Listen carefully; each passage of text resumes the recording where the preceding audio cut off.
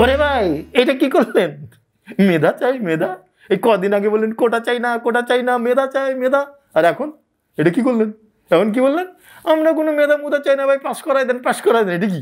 আরে ভাই কদিন আগে বললেন মেধা চাই, কোটা দিয়ে চলবে না, আর এখন বলছেন পরীক্ষা ছাড়াই পাস চাই। কেন? কোনদিন চিন্তা করে দেখেছেন পরীক্ষা ছাড়া পাস হলে কি হবে? জানেন না তো।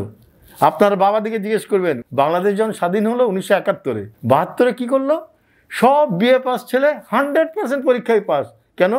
তখনকার বড়রা ভেবেছিল যে ছেলেরা এত যুদ্ধ করেছে, এত ফাইট করেছে, এত যুদ্ধ করেছে, ওদিকে তার লেখাপড়া করানো যায় না, তাই সবগুলোকে পাস করিয়ে দাও। তাহলে তখন কী হলো? যখনই কোনো পরীক্ষায় যায়, কোনো ইন্টারভিউতে যায়, কোনো চাকরিতে যায়, যখনই দেখে 1972-এর বিএ পাস, ফাইলগুলো একদিকে সরিয়ে রাখে, জানে এইগুলো সব 100% বিএ পাস। কোনোদিন হয়? কোনোদিন শুনেছেন 100% বিএ পাস? আর আপনারা নিজেরা কী করলেন? মেধা করে ফাইট করলেন, কোটা চাইলেন না, মেধা চাই করলেন, আর নিজেরা এখন বিনা পরীক্ষায় পাস করবেন, সারা জীবনের জন্য নিজের ক্ষতি নিজে করবেন।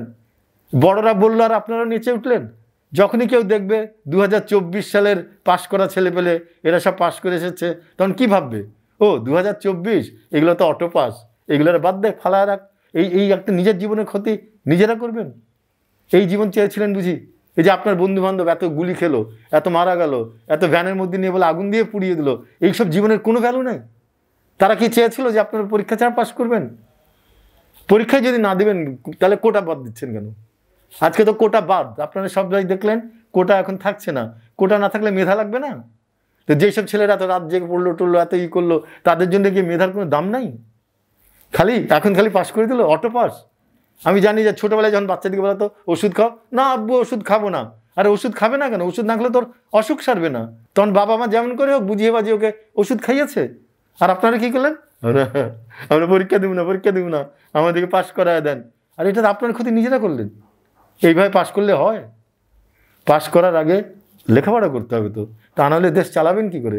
অর্ধশিক্ষিত অশিক্ষিত দেশ চালালে এই তো চলছে যেভাবে চলছিল এত বছর।